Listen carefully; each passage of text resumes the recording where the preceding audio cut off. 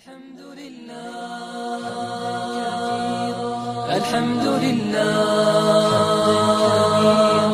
الحمد لله الحمد لله الحمد لله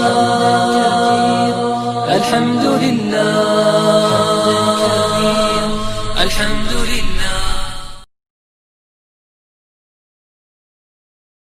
Bismillahirrahmanirrahim. Assalamualaikum warahmatullahi wabarakatuh.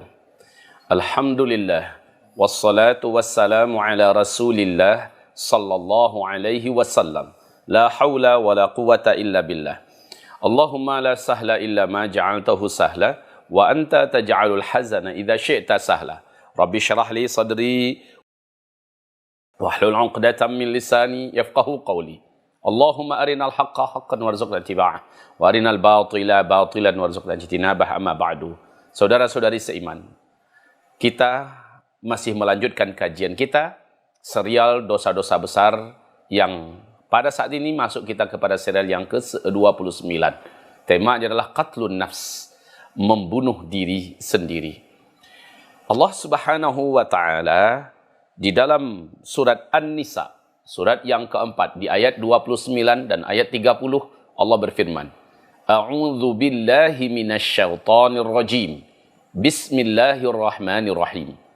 Wa la taqtulu anfusakum. Innallaha kana bikum rahima. Wa man yaf'al dzalika 'udwanan wa dhulma fasawfa nuslihi nara. Wa kana dzalika 'ala Allahi yasira. Allahumma arhamna bil Qur'an wa sadaqallahul azim. Artinya adalah, jangan kamu membunuh diri kamu sendiri. Sesungguhnya Allah kepada kamu itu maha penyayang lagi maha santun. Dan barang siapa yang tetap melakukan yang demikian itu setelah jelas baginya larangan dari Allah, udwanan karena ada permusuhan, wa zulman dan karena menganiaya menzalimi, fasaufa nuslihi narah, pasti kami akan masukkan ia ke dalam api neraka Allah. Wa kana dzalika 'ala Allah yasira. Allah tidak pernah keberatan melakukan itu kepada para pelaku-pelaku pembunuhan terhadap diri-diri ini. Saudara-saudaraku, ayat ini oleh para ahli tafsir mengandung makna dua bunuh diri. Satu, yaitu dengan cara membunuh saudara-saudara seimannya, membunuh saudara seagamanya. Karena ini dianggap sama dengan membunuh diri sendiri. Maka ini dianggap dengan masuk dalam ayat wala taqtulu anfusakum, jangan kamu bunuh diri kamu sendiri. Wa may yaf'al dzalika 'udwanan wa zulma, siapa yang melakukan itu dalam keadaan dia memusuhi, dalam keadaan dia berbuat aniaya dan zalim, maka yang dimaksud adalah membunuh saudara seimannya. Maka dia dianggap membunuh diri kamu atau bunuh diri. Yang kedua, memang langsung bunuh dirinya sendiri, diakhiri hidupnya. Maka kedua kelompok orang ini yang dimaksud oleh Rasulullah sallallahu alaihi wasallam dengan orang-orang yang akan kekal di dalam neraka Allah. Ma'adzanallah. Saudara seimanku, dalam sebuah peristiwa ada kejadian tentang orang yang tidak sabar karena menghadapi ujian, tidak sabar karena menghadapi menghadapi rasa sakit, dia tidak sabar. Lalu akhirnya dia sudahi hidupnya. Mari kita dengarkan dari Jundab bin Abdullah yang mengatakan bahwa Nabi sallallahu alaihi wasallam bersabda. Apa kata Rasulullah SAW? Ini hadis adalah hadis yang sahih, diriwayatkan oleh Imam Bukhari dan juga Imam Muslim. Kana fi man kana qablakum rajulun bihi jurhun, fajazi'a fa'akhadha sikinan fa'akharra biha yadahu. Fama rafa'at damu hatta mata, qala Allah Ta'ala badarani abdi binafsihi haramtu alaihi al-jannah. Ada sebelum kamu, kata Rasulullah, seseorang di mana dia mengalami luka. Dia mengalami luka. Darahnya mengalir dengan perlahan-lahan dan dia merasakan sakit. Lalu dia tidak tahan, dia ambil pisau, kemudian dia putus urat nadinya, ya, supaya lebih cepat darahnya keluar dan dia mati. Maka Allah Subhanahu wa taala berfirman kepada makhluk itu, kepada manusia itu, badarani abdi, hambaku telah mendahului aku, kata Allah Subhanahu wa taala. Maksudnya apa? Allah Subhanahu wa taala akan mengambil nyawanya dengan secara resmi, dengan secara mulia dan terhormat, tetapi dia mengakhiri hidupnya. Maka dia telah mendahului Allah Subhanahu wa taala. faharramtu alaihil jannah, aku haramkan untuknya surga. Wahai saudaraku, jangan gelap mata. Jangan berfikir untuk menyudahi hidup.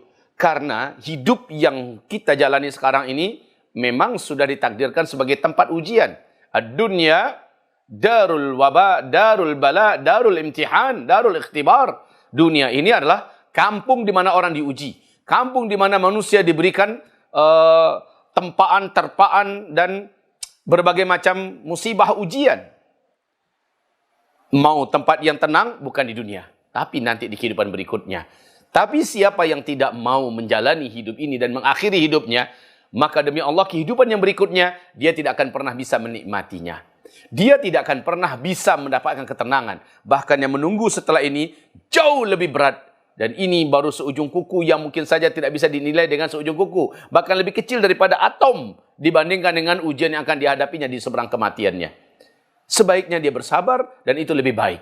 Saudara-saudara seimanku, Abu Hurairah radhiyallahu anhu berkata, Rasulullah sallallahu alaihi wasallam bersabda, siapa yang membunuh dirinya dengan benda tajam, umpamanya dia tusuk perutnya, dia gorok lehernya, dia putuskan urat nadinya, atau apa yang dia lakukan dengan benda tajam itu, Rasul melanjutkan, maka nanti di neraka jahanam. Di neraka jahanam, berarti orang ini pasti masuk neraka jahanam. Maka orang ini di neraka jahanam akan memegang pisau tersebut, lalu menusuk-nusuk dirinya untuk membunuh dirinya. Tapi dia tidak pernah mati. Dia terus menusuk. Bila yang dilakukan ke perut, maka dia akan terus tusuk perutnya. Dia yang dia lakukan itu menggorok lehernya, maka dia akan terus menggorok lehernya. Pokoknya dengan pisau tersebut dia akan terus menyiksa dirinya sendiri dalam neraka jahanam. Dan pisau saat itu bukan lagi pisau dunia ini, ya, tetapi pisau yang sudah terbuat daripada pisaunya neraka. Ma'adzanallah. Terus Rasulullah SAW bersabda, barang siapa yang membunuh dirinya di dunia ini dengan racun, maka dia akan memegang racun itu dengan tangannya dan dia akan menyiksa dirinya dengan racun itu. Kalau dengan cara dia minumkan, dengan cara dia suntikkan, dia akan melakukan hal yang sama selama-lamanya di dalam neraka jahanam. Kemudian kata Rasulullah SAW berikutnya, barang siapa yang membunuh dirinya dengan cara mengambil tempat yang tinggi dan melemparkannya dirinya ke dalam jurang, maka dia akan melakukan hal yang sama dalam neraka jahanam. Dan dia lakukan itu berulang-ulang sementara dia tidak bisa mati. Bayangkan betapa menderitanya, berapa tersiksanya orang ini menyiksa dirinya sendiri. Semoga Allah Subhanahu wa taala menjadikan otak kita ini cerdas, menjadikan hati kita ini tegas mengatakan tidak untuk suatu perbuatan pengecut, untuk suatu perbuatan yang putus asa. Karena tidak akan pernah berputus asa orang-orang yang beriman. Allah Subhanahu wa taala berfirman, yang berputus asa itu hanyalah orang-orang kafir. Saudara-saudaraku, terakhir Thabit bin Dahhak mengatakan bahwa Rasulullah sallallahu alaihi wasallam bersabda, "Man qatala nafsahu bi syai'in 'udziba bihi fi nari jahannam wa la'nul mu'min ka qatlihi." Awas, ini sesuatu yang lain. Siapa saja, kata Rasulullah SAW, yang membunuh dirinya dengan sesuatu, maka dia akan siksa terus dirinya dengan sesuatu itu nanti dalam neraka jahanam. Maknanya yang pertama, orang ini pasti masuk neraka jahanam. Yang kedua, dia akan menyiksa terus dirinya, ya, dengan apa yang dia dulu akhiri hidupnya di dunia. Kemudian lanjut kata Rasulullah, wala'nul mu'min ka qatlihi, berani mengutuk, berani melaknat orang yang beriman, hukumnya di mata Allah sama dengan membunuh orang yang beriman. Di awal ayat tadi sudah kita terangkan. Makna membunuh diri itu ada dua. Membunuh orang beriman atau membunuh dirinya sendiri. Sama artinya dengan membunuh diri. Ya, membunuh orang beriman dosanya wa may yaqtul mu'minan, siapa saja membunuh seorang yang mukmin, maka itu dosanya sama dengan membunuh manusia semuka bumi dan membunuh dirinya sendiri.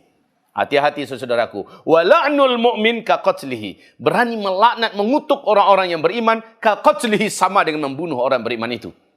Sama dengan membunuh orang yang beriman, melaknatnya. Kita caci maki orang yang beriman.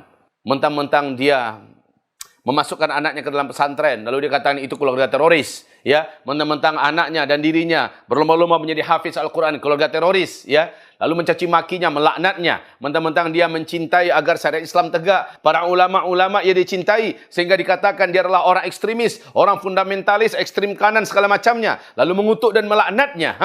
Orang-orang yang mengutuk seperti ini dengan membakar foto para ulama, dengan membakar lambang-lambang syiar Islam, lalu dia mencaci maki warathatul anbiya, para pewaris-pewaris Nabi. Orang-orang seperti ini termasuk la'nul mu'min, orang yang melaknat orang mukmin. Dosanya kaqatlihi, sama dengan membunuh orang tersebut. Waman, yang ketiga, waman rama mu'minan bil kufri bi kufrin fahuwa kaqatlihi. Yang ketiga, orang yang berani mengkafirkan orang yang benar-benar beriman, lalu dia katakan, kamu kafir. Ini perangai orang-orang ISIS ya, yang begitu tega dengan cepat mengatakan kafir, kafir, kafir, kafir. Di luar kelompok dia langsung mengatakan kafir, kafir, kafir, kafir. Begitu juga gerakan-gerakan sempalan bawah tanah yang ada di Indonesia. Begitu cepat mengkafir-kafirkan orang di luar kelompoknya. Maka mereka-mereka ini dihukumi oleh Rasulullah SAW, dan ini hadisnya sahih Bukhari dan Muslim. Apa kata Rasulullah SAW? Kaqatlihi, dosa orang itu adalah sama dengan membunuh saudara seimannya.